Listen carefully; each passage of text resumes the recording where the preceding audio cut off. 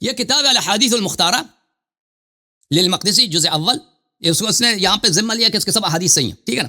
اس نے بھی اس حدیث کو نقل کیا عمر بن خطاب سے، وہی کہ اللہ تعالیٰ بیٹھ جاتا ہے پر وہ اس سے جو ہے آواز نکل آتی ہے وغیرہ وغیرہ. اب میرا سوال آپ سے ہے میرے بھائی شیخ صاحب، اس سوال کے جواب دینا. آپ عقل کا استعمال نہیں کرتے، کہتے ہیں عقل جو ہے وہی کتاب ہے، ٹھیک ہے نا. اب آپ کے حدیث میں ہے کہ کرسی جو ہے عرش جو ہے آسمانوں سے بڑا ہے، صحیح ہے کہ نہیں؟ حدیث میں ہے کہ نہیں ہے شیخ صاحب؟ او شیخ صاحب، ہاں جی بولو. عرش جو ہے آسمانوں سے بڑا ہے. اللہ تعالیٰ عرش پہ بیٹھتا ہے، وہ عرش سے بھی زیادہ بڑا ہے، عرش سے بھی 4 انگلیاں زیادہ بڑا ہے. اور آپ کی کتابوں میں کہ پہلی آسمان جو ہے دوسری آسمان میں ایک سکے کی طرح ہے جو ایک صحرا میں ہو. صحیح ہے کہ غلط کہہ رہے ہیں؟ صحیح کہہ صحیح ہے. دوسری آسمان تیسری آسمان میں ایسا ایک سکہ ہو، ایک بڑے صحرا میں ایک سکے کے کیا ایک 4 آنا 5 آنا 1 روپے. اب پاکستان میں نہیں، مجھے نہیں معلوم کون سے آنے چلتے ہیں، کون سے سکے چلتے ہیں. ایک سکے کو آپ صحرا میں، اس کی کیا سائز ہے. اسی طرح تیسری آسمان جو ہے چوتھے آسمان میں ایک سکہ جو ایک صحرا میں، اس طرح سائز چھوٹا ہے. چوتھا 5واں چھٹا اسی طرح.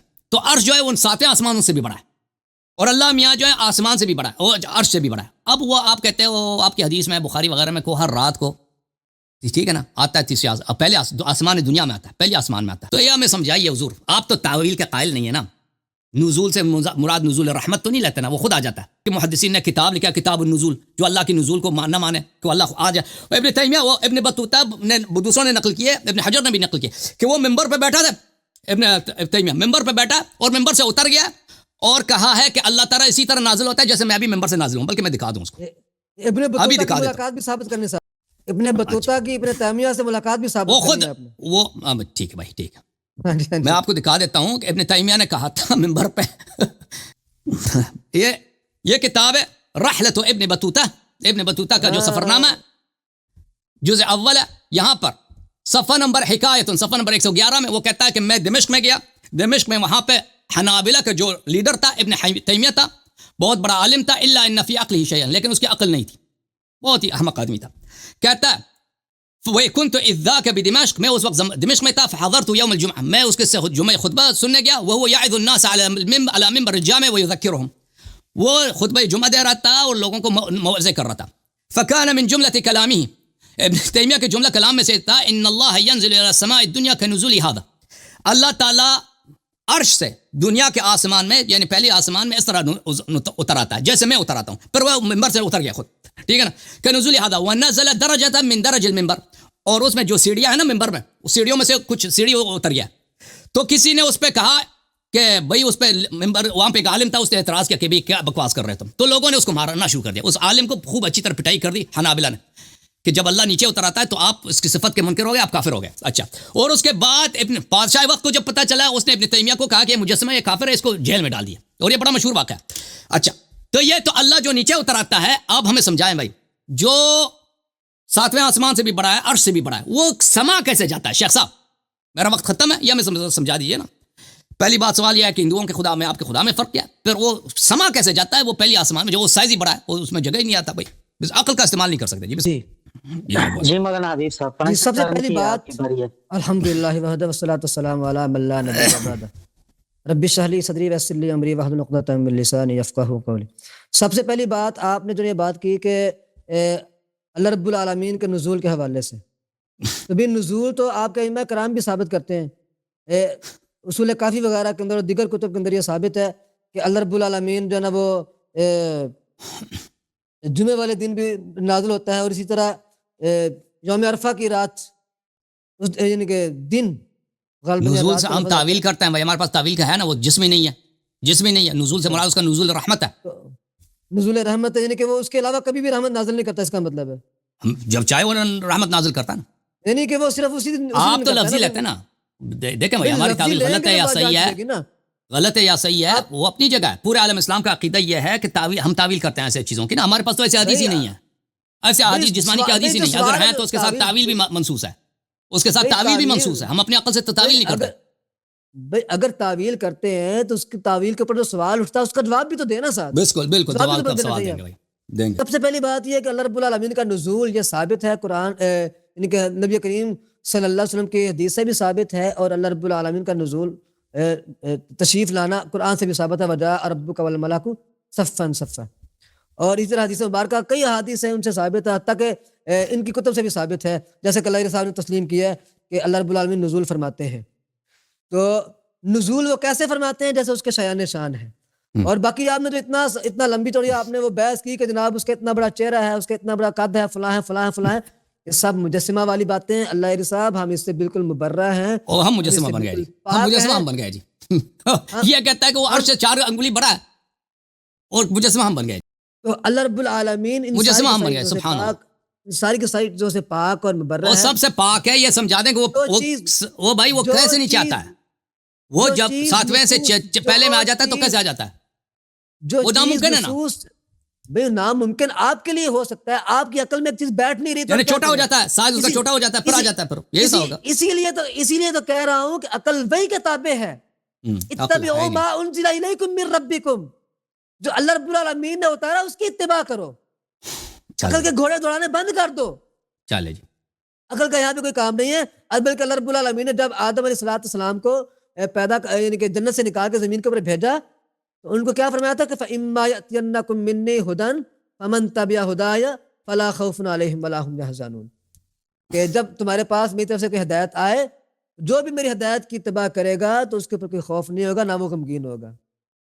اللہ صاحب اپنے عقائد کی خیر آپ کو منانی چاہیے کہ کون ہے جو یعنی اللہ رب العالمین کے نازل کی ہوئی ہدایت کو چھوڑ کر، اس کی نصوص کو چھوڑ کر، قرآن کو چھوڑ کر، سنت کو چھوڑ کر عقل کے پیچھے بھاگا جا رہا ہے، اور کون ہے جو ہدایت کی اتباع کر رہا ہے. العالمین نے جو نا ان معاملات کے اندر تو بالکل یعنی ایمان بالغیب کا حکم دے دیا کہ بالکل آپ نے جو کہا گیا اس کے اوپر یقین رکھنا ہے. جب ہم نے اللہ کے وجود کو مان لیا کہ اللہ تعالیٰ کا وجود ہے، تو پھر وجود کو جب مان رہے ہیں تو جب اللہ تعالیٰ ہی کہہ رہے ہیں کہ میرا ہاتھ ہے، اس کو کیوں نہیں مان رہے؟ جب اللہ تعالیٰ ہی کہہ رہے ہیں وَجَاءَ رَبُّكَ وَالْمَلَائِكَةُ صَفًّا صَفًّا، اس کو کیوں نہیں مان رہے؟ جب اللہ کے حبیب کہہ رہے ہیں کہ اللہ رب العالمین نزول فرماتے ہیں، کیوں نہیں مان رہے؟ اس کو کیا تکلیف ہے؟ کیوں اس میں تعویل کر رہے ہیں؟ اللہ تعالیٰ فرمانے کہ جو لوگ تعویل کرتے ہیں فَأَمَّا الَّذِينَ فِي قُلُوبِهِمْ زَيْغٌ فَيَتَّبِعُونَ مَا تَشَابَهَ مِنْهُ ابْتِغَاءَ الْفِتْنَةِ وَابْتِغَاءَ تَأْوِيلِهِ وَمَا يَعْلَمُ تَأْوِيلَهُ إِلَّا اللَّهُ. ان کی تعویل تو اللہ کے علاوہ جانتا ہی نہیں ہے، آپ کیسے تعویل کر رہے ہیں ان کی؟ جب آپ کی تعویل ہے ہی غلط ہے، اللہ کے علاوہ ان کی تعویل جانتا ہی نہیں ہے، تو پھر آپ کو تعویل کرنے کا میرے بھائی کوئی حق بھی نہیں ہے. تعویل وہی ہوگی جو کتاب و سنت سے ثابت ہوگی، جو قرآن سے ثابت ہوگی، جو نبی کریم صلی اللہ علیہ وسلم کے حدیث سے ثابت ہوگی. اور اگلی بات آپ کر رہے تھے امام ابن تیمیہ رحمہ اللہ کی، میں نے آپ سے گزارش بھی کی تھی کہ ابن بطوطہ کا جو آپ نے واقعہ بیان کرنا ہے اس کی رحلہ سے اس کا آپ نے ساتھ یہ بھی ثابت کرنا ہے کہ ان کے امام ابن تیمیہ سے ملاقات بھی ہوئی ہے کہ نہیں، انہوں نے ان کو مسجد کے اندر دیکھا بھی کہ نہیں دیکھا. جبکہ امام ابن تیمیہ رحمہ اللہ ابن بطوطہ کے یعنی دمشق میں جانے سے 10-15 دن پہلے ان کو جیل کے اندر قید کر دیا جا چکا تھا. آپ کو کیسا پتا؟ 10-15 دن کا کیا کیسے پتا چلا؟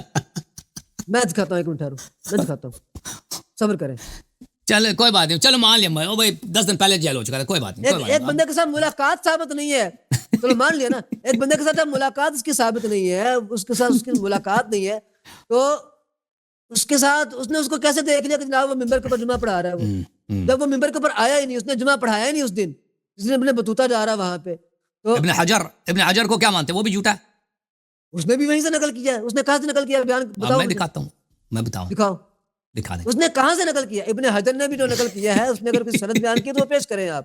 پیش کریں. تو یعنی امام ابن تیمیہ رحمہ اللہ کی طرف سے یہ نسبت کرنا کہ انہوں نے اللہ رب العالمین کے نزول فرمانے کی کیفیت کو بیان کیا، یہ بالکل جھوٹ ہے. ان کی طرف یہ منسوب کیا گیا، ان کے اوپر الزام اور بہتان ہے. انہوں نے ایسا کبھی نہیں کیا ہے.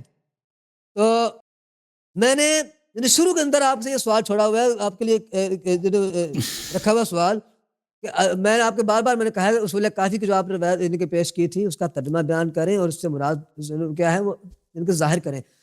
من لا یعلم کیف ہوا الا ہوا، سبحان من لا یعلم کیف ہوا الا ہوا.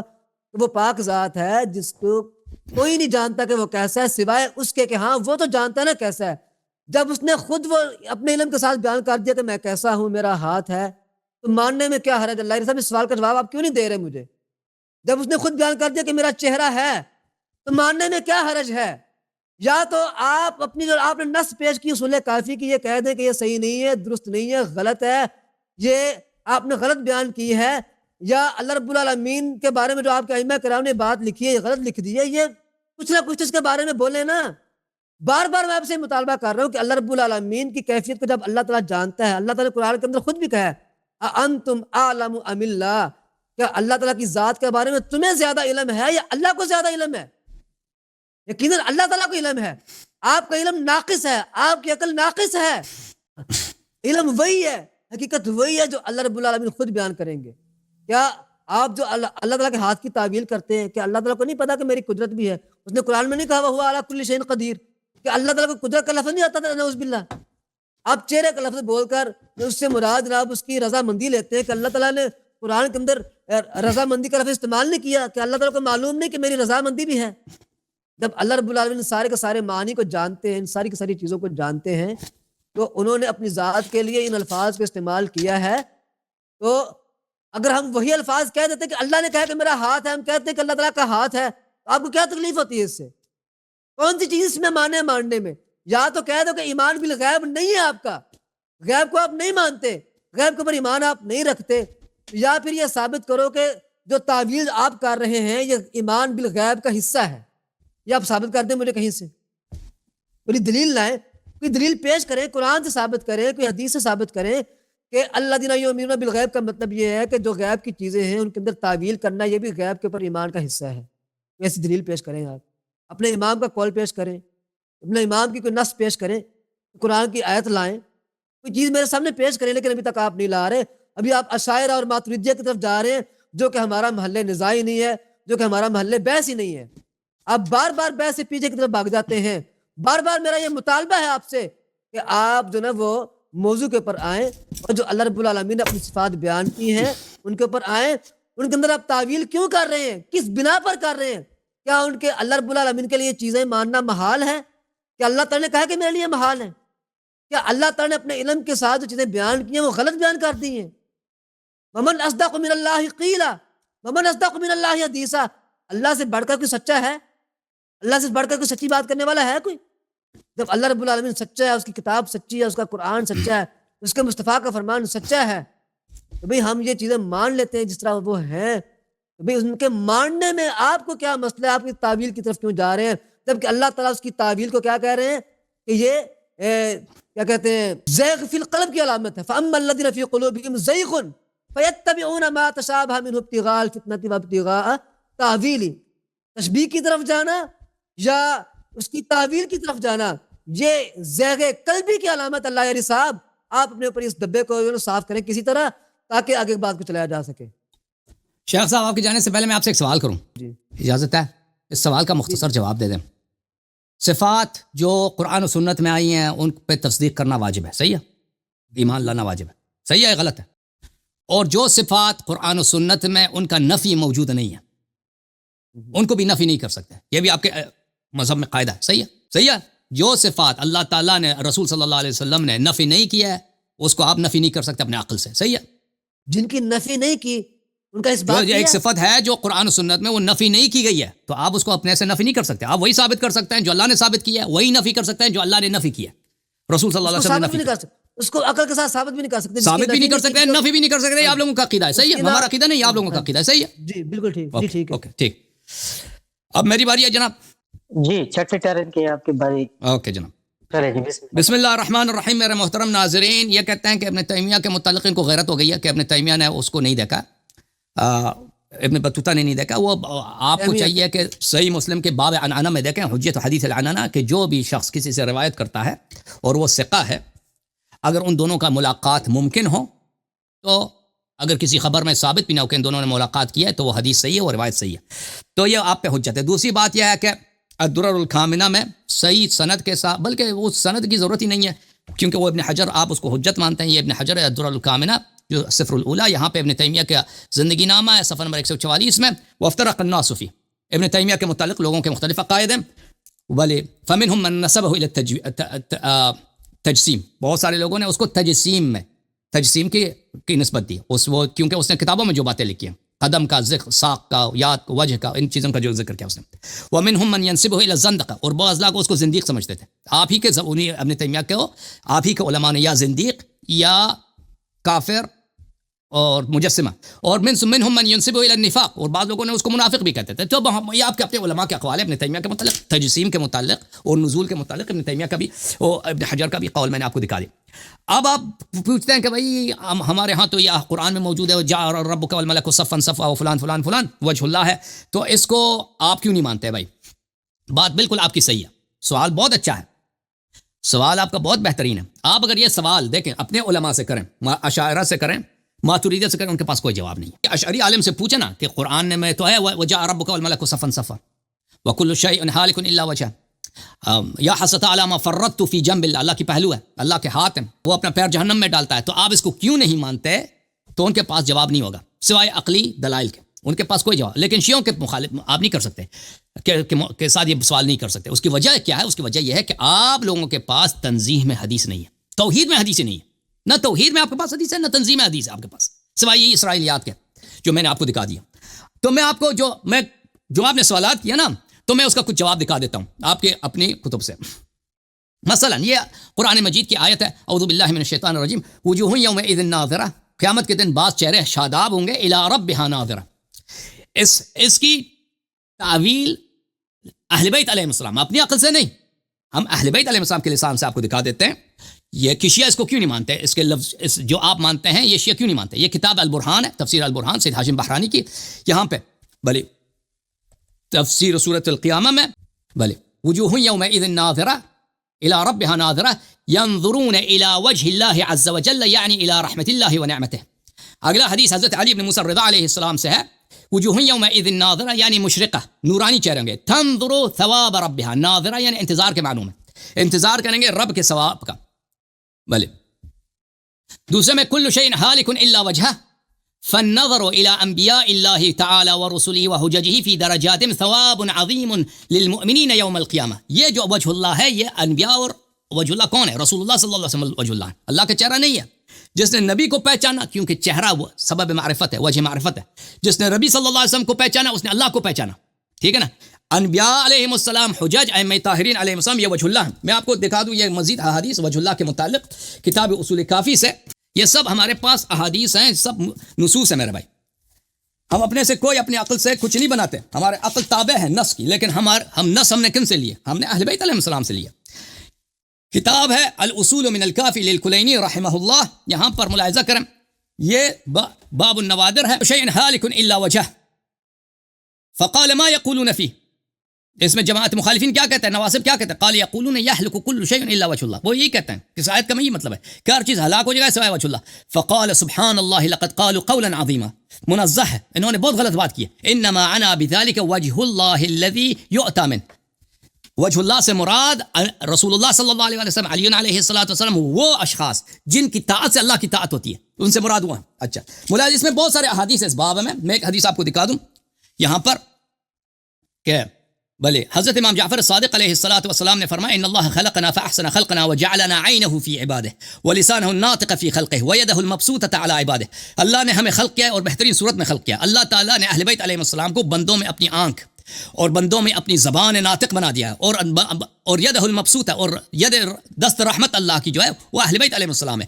ووجہ الذی یؤتی منہ وبابہ الذی یدل علیہ، اہل بیت علیہ السلام اللہ کے چہرے ہیں کہ اگر اس چہرے کو پہچان گئے اور یہ چہرہ آپ سے راضی ہوا تو اللہ کو آپ پہچان گئے اور اللہ آپ سے راضی ہے. ٹھیک ہے نا؟ مزید آپ کی خدمت میں تعویل بالنص، مثلا ید اللہ کا بھی آپ پتہ چل گیا نا کہ ید اللہ. مزید میں آپ کو خدمت میں عرض کرتا ہوں، یہ قرآن مجید ہے، بلے قرآن مجید میں یہ آیت ہے کہ ما منعک ان تسجد لما خلقت بیدی. کتاب اصول کافیہ چاپ دار الکتب الاسلامیہ ہے، ملاحظہ کریں یہاں پر کہ مولا حضرت امام محمد باقر علیہ السلام سے روایت ہے ونحن عین اللہ فی خلقی ویدہ المبسوطۃ بالرحمۃ علی عبادہ.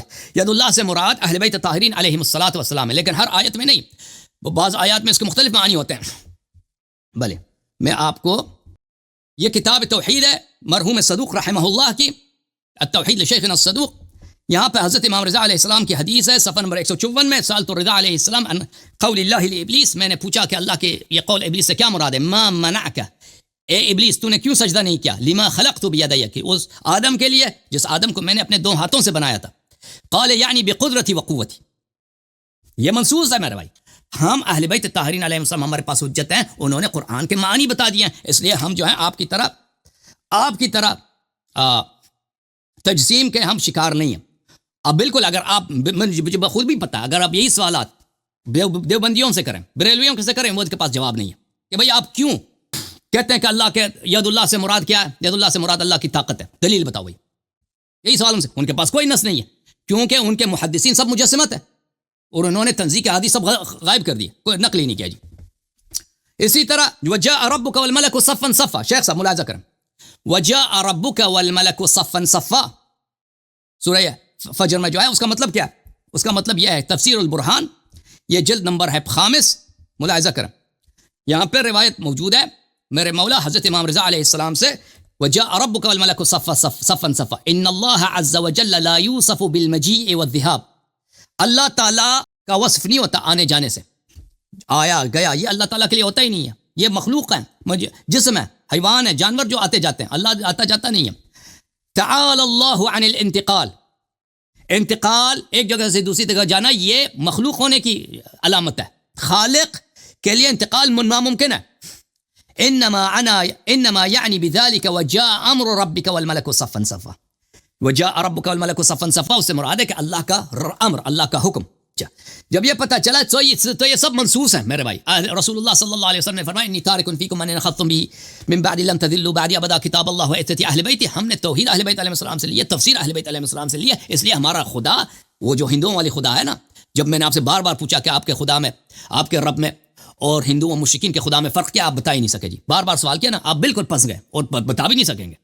تیاری بھی کر لینا جا کے واپس آئے, پھر بھی نہیں بتا سکیں گے کہ آپ کے کوئی فرق ہی نہیں ہے. اچھا, جب یہ پتہ چلا میرے محترم ناظرین تو ان سے میں نے ایک سوال کیا شیخ صاحب سے. شیخ صاحب سوال آپ سے یہ تھا کہ اگر کوئی صفت اللہ تعالیٰ کے لیے قرآن و سنت میں ثابت ہے اس کا تصدیق کرنا واجب ہے, اگر کوئی کسی چیز کی نفی کی گئی ہو تو وہ بھی نفی کرنا اس کا واجب ہے. اللہ رسول صلی اللہ علیہ وسلم نے کہا کہ اللہ کا شریک نہیں ہے, مثلا اس کا شریک نہیں ہے, ٹھیک ہے نا, اللہ جاہل نہیں ہے مثلا, یہ ثابت ہو گیا.